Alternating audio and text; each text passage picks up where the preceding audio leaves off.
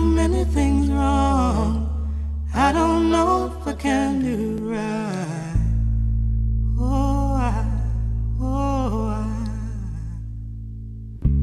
Done so many things wrong. I don't know if I can do right.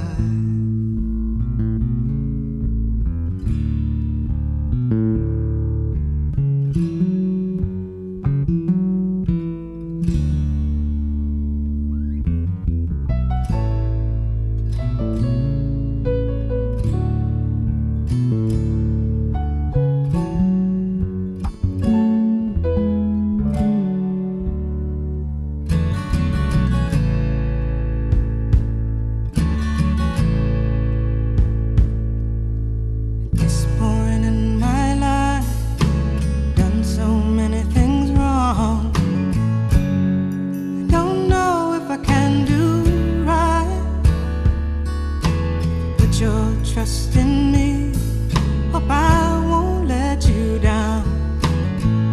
If you give me a chance, I'll try. It started with verbal, then started getting physical. They was very, very scared.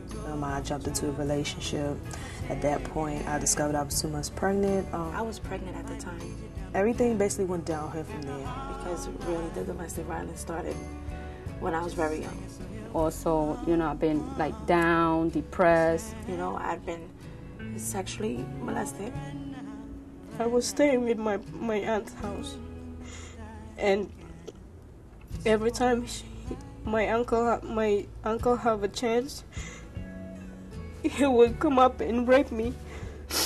He said, "You're going to tell me right now where you've been." It was because I didn't return his call, and he thought I was with someone else. Involving and controlling and manipulative. He would tell me, "Don't talk to your friends." He would listen on the other line. I thought the whole thing was my fault. I was wearing a sign. He would say that, "Oh, you're prostituting yourself and everything." I thought it was going to stop, because I told him I don't think I can deal with this. My mother was abused from my father. He said, "Mommy and Daddy's going to talk," but I knew what was going to happen. He has a very explosive temper. He'll hit, punch, he'll kick and shove. I was already shaking. I was terrified because I didn't know what to do. And I didn't know what he was going to do to me. He grabbed me by my hair. He grabbed me by my shirt, by the T-shirt that I had. He said, "Let's go and we're going to talk."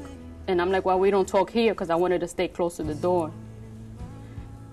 He came and that's when he started, he grabbed me by my hair.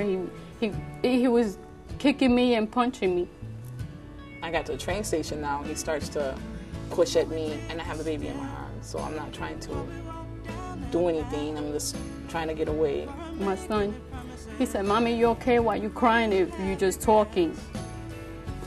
And then he said, "Okay, we're going to go to the room and talk."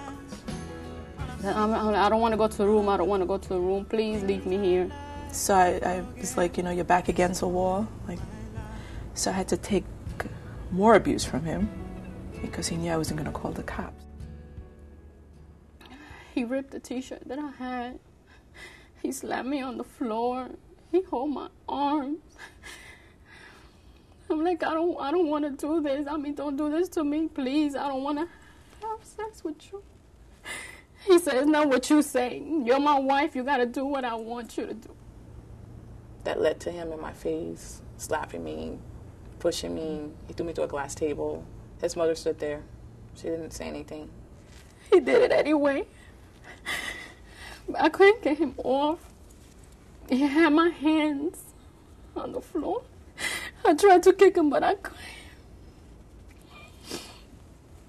My whole body was hurting. I couldn't even get up from the floor. I just told him, "I hate you." I just waited for him to go to sleep. And I always remember that because I always say that's like my guardian angel that was sent from God, because I guess they know, once you're down 911, they know, everything.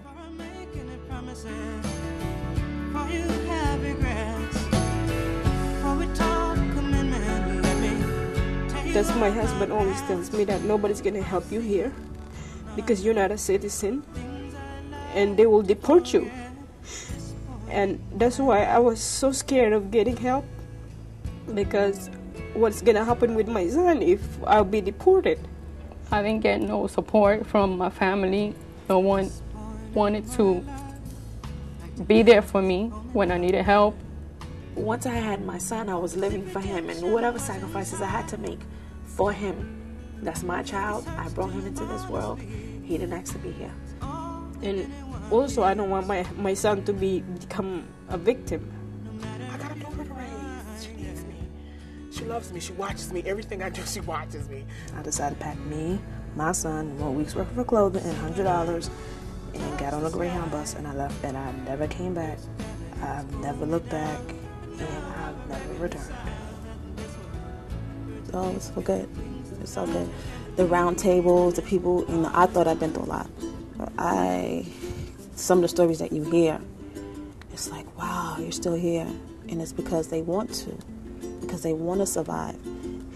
So I said, I think that's a good thing, that to save life, that's a miracle.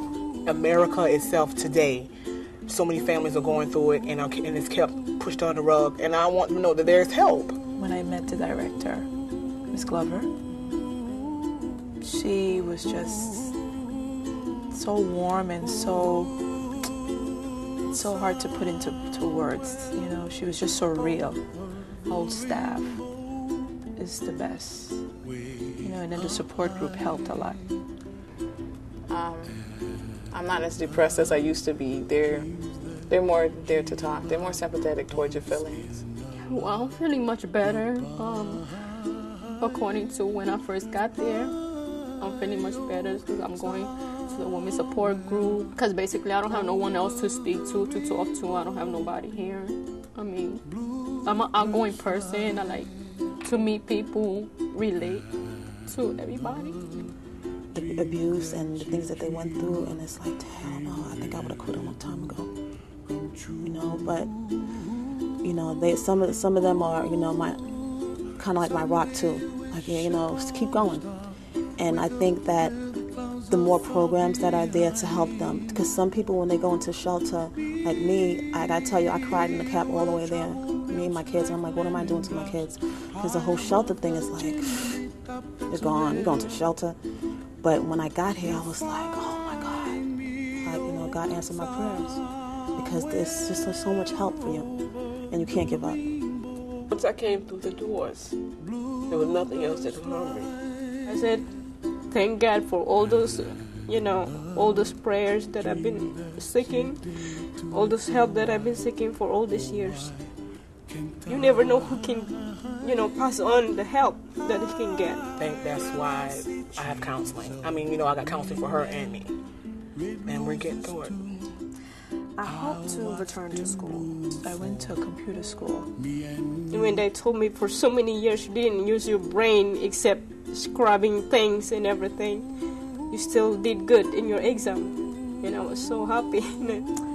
Actually, I wanted to do paralegal. I've always wanted to do it. I want to become a foster parent, working with children, because I know also that they have problems with their parents or whatever the case may be. I just want to return that favor. I'm starting back school in winter semester. I'm going to pursue my passion, physical occupational therapy. So I'm all psyched about that. You have to keep, life goes on, you have to keep going. You have something in your future that, it's going to be something. How can you reach for your future if you're still holding on to the past? There's no room left. You got to let one go. And I told her always go for the future. Over the rainbow, bluebirds fly, and the dreams that you dream of, dreams really do come true.